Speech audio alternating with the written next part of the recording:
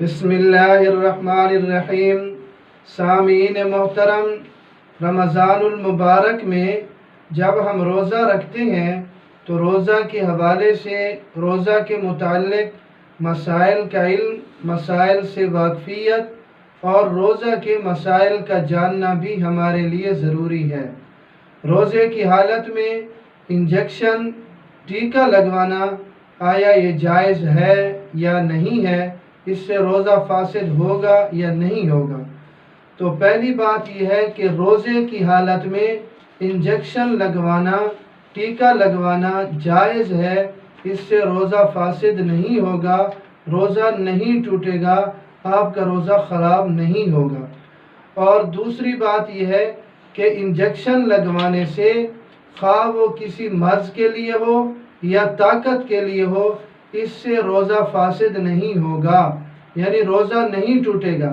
البتہ بلا ضرورت روزے کے احساس نہ ہونے کے واسطے اگر طاقت کا انجیکشن لگوایا تو اس میں کراہت ہوگی، یعنی روزہ محسوس نہ ہو اس کے لیے طاقت کا انجیکشن لگوانا، ٹیکہ لگوانا یہ مکروہ ہوگا، البتہ روزہ اس سے فاسد نہیں ہوگا، یعنی روزہ ٹوٹے گا نہیں۔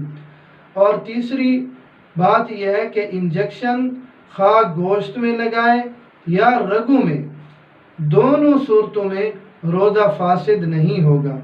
اس کی وجہ یہ ہے کہ انجیکشن میں مسامات کے ذریعے دوا بدن میں پہنچائی جاتی ہے، منفذ سے نہیں، اس لیے روزہ فاسد نہیں ہوتا، روزہ نہیں ٹوٹتا۔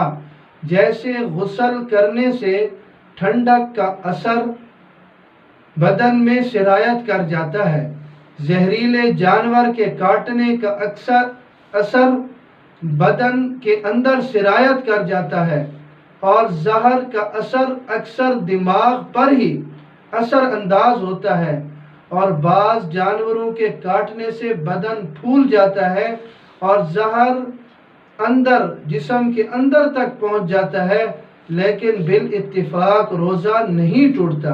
جیسے ان سے روزہ نہیں ٹوٹتا، اسی طرح انجیکشن کے ذریعے سے بھی مسامات کے ذریعے جب دوا بدن میں پہنچائی جاتی ہے تو اس سے بھی روزہ فاسد نہیں ہوگا، یعنی روزہ نہیں ٹوٹے گا۔ اللہ رب العزت مجھے اور آپ سب کو دین سمجھنے کی توفیق نصیب فرمائے۔